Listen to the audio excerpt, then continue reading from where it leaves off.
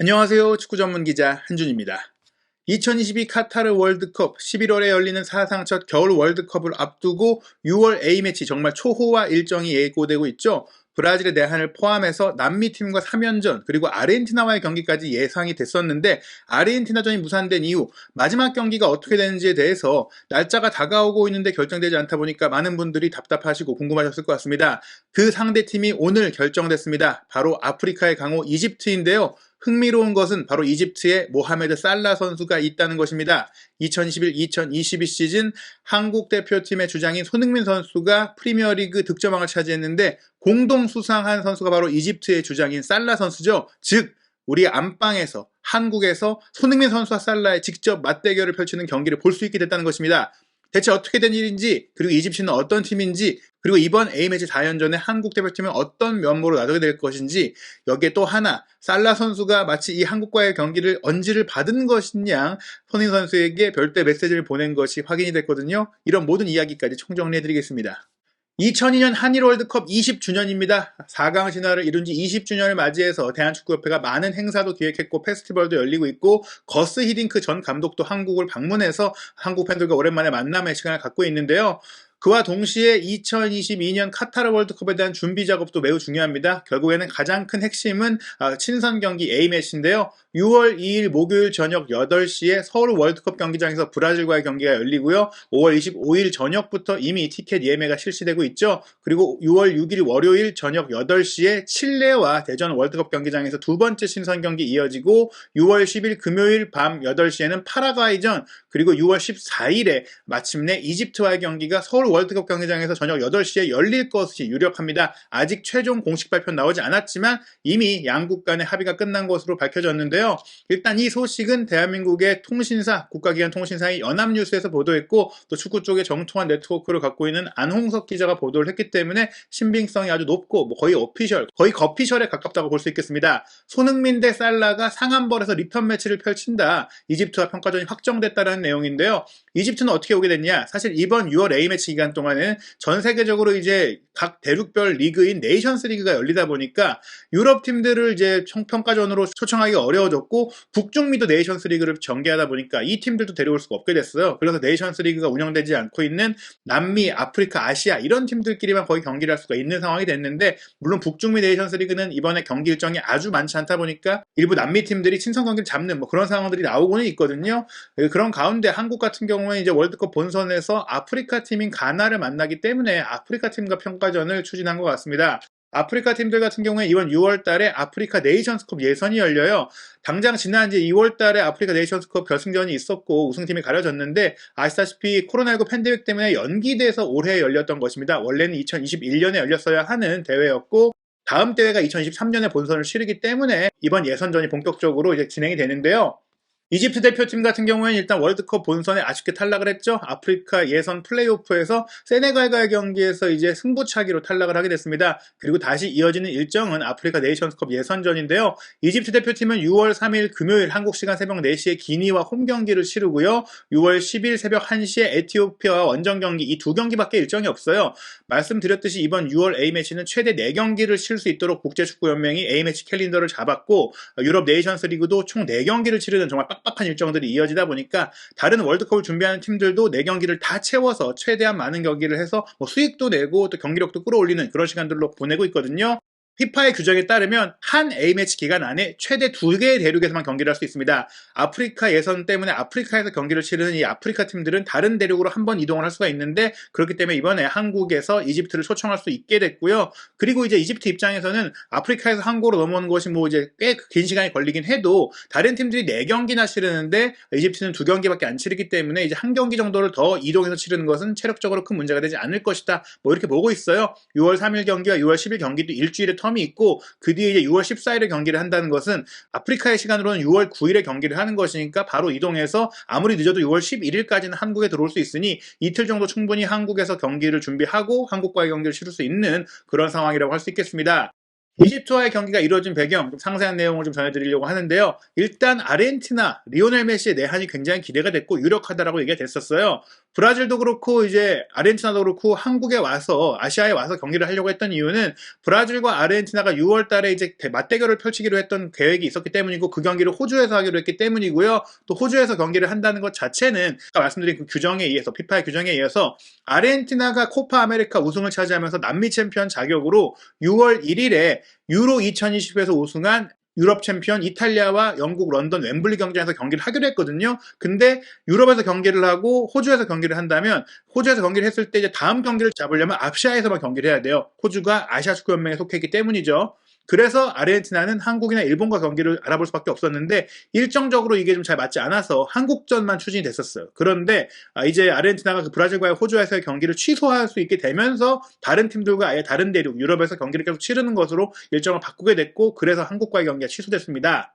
사실 취소된 게 얼마 안 됐습니다. 5월 들어서 갑자기 취소가 됐기 때문에 부랴부랴 대한축구협회에서는 대안을 찾아야 했었는데 아무래도 대안을 찾는다면 이미 남미팀을 3팀이나 초청하기로 했기 때문에 그리고 유럽팀이 올 수 없는 상황이고 북중미팀도 북중미 그 네이션스리기 때문에 올 수 없으니 아프리카 팀을 찾을 수밖에 없고 또 아프리카 팀과 경기를 해야 되기 때문에 그게 뭐 나쁜 선택이 아니었어요. 애초에 거론됐던 팀은 카메룬이나 세네갈입니다. 가나와 유사한 서아프리카 팀이죠. 그래서 뭐 경기 스타일도 비슷하고 또 세네갈 같은 경우에도 사디오 마네도 있고 또 좋은 프리미어리그 출신 선수들이 많기 때문에 좋은 전력을 갖고 있고 게다가 월드컵 본선에 진출한 팀이기 때문에 이번 경기를 열심히 준비할 거다 그런 얘기들이 있었는데 이집트 언론에서 이집트와 한국의 경기가 추진되고 있다는 얘기가 나왔거든요. 그런 와중에도 사실은 카메룬 세네갈에 대한 가능성이 계속 이어지고 있었어요. 하지만 5월 26일 오늘 이집트와의 경기가 최종 확정이 됐습니다. 일단 이 배경에 대해서 연합뉴스는 아무래도 흥행을 염두에 둔 것 같다라고 얘기했어요. 월드컵을 대비한 입장에서는 북아프리카의 이집트보다는 서아프리카의 카메룬 세네갈이 조금 더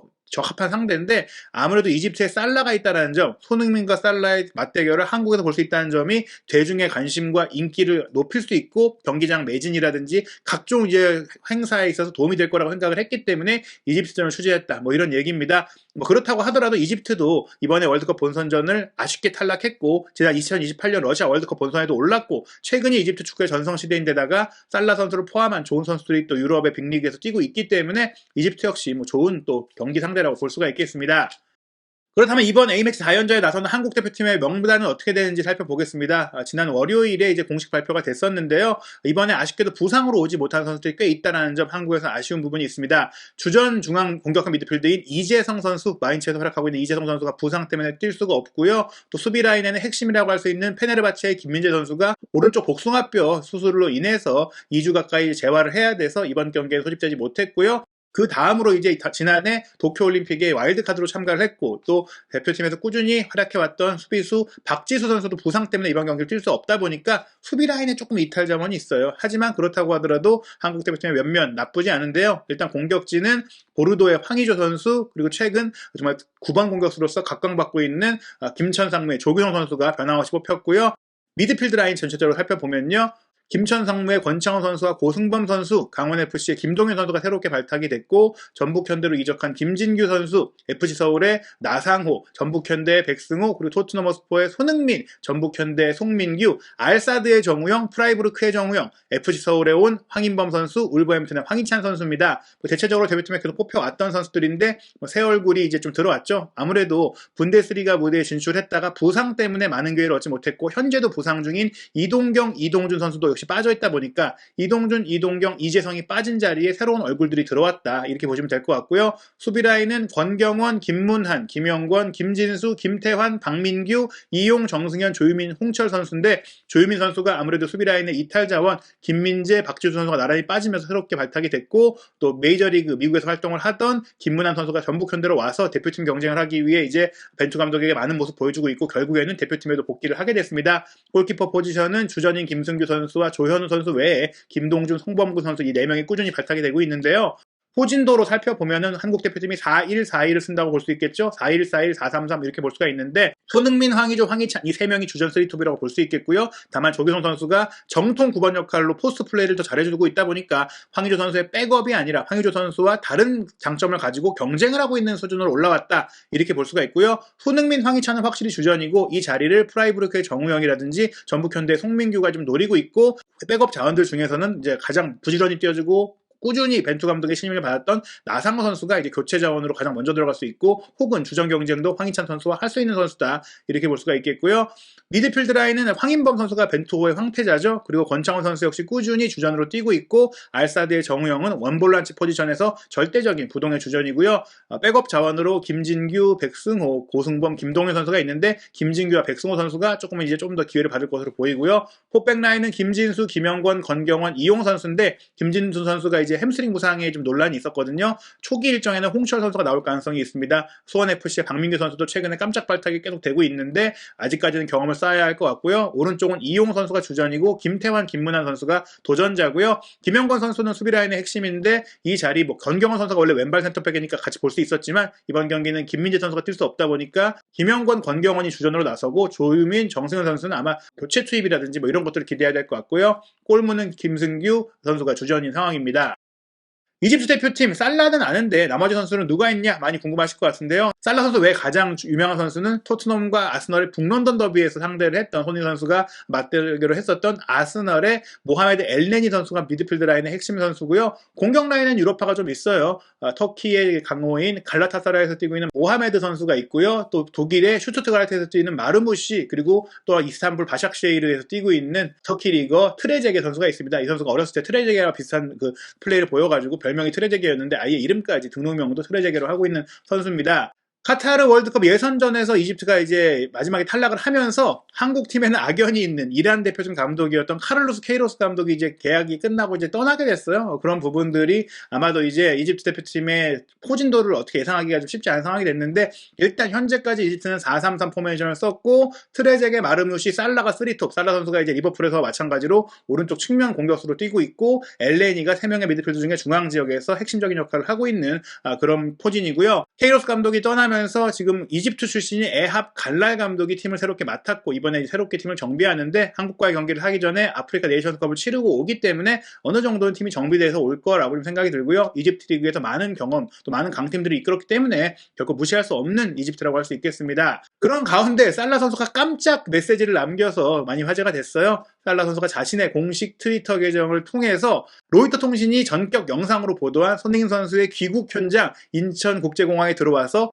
본인의 이제 골든부트를 들고 많은 팬들, 많은 환영 인파 그리고 많은 언론에 딱 보여주고 인사를 하는 그 장면을 리트윗해서 소개하면서 소니 축하해, 콩그레츄레이션 남겼어요. 사실 소니라는 게 손흥민 선수의 별명이자 애칭이잖아요. 정말 친한 사이, 가까운 사이에서 하는 것이 경기장에서 만났다고 하더라도 개인적인 친분이 없는데 잘 모르는 사람한테 이제 이렇게 애칭을 쓰기 쉽지 않거든요. 미스터 손이라고 하든지 아니면 뭐 흉민 손이라고 쓰든지 여러 가지 쓸 수 있을 텐데 콩글레이션 손이라고 남긴 거는 정말 오랫동안 프리미어리그에서 함께 경쟁을 하면서 2년도 쌓였고 사적으로도 이제 관계를 맺었기 때문에 이런 메시지를 남겨서 볼 수 있고 사실 그라운드에서 여러 번 살라 선수가 손흥민 선수에게 애정을 표한 장면이 많이 있었어요. 가장 좀 컸던 장면이 2018-19 시즌 챔피언스리그 결승전 낙담했던 손흥민 선수를 위로했던 장면이고 올 시즌 리버풀과 프리미어리그 맞대결이 끝나고 나서도 살라가 정말 너무나 다정다감하게 먼저 찾아와서 인사도 하고 포옹도 하고 대화를 나누는 모습이 많이 보였거든요. 나란히 프리미어리그를 대표하는 윙포워드로서 또 올 시즌 득점왕을 나눠 가진 선수로서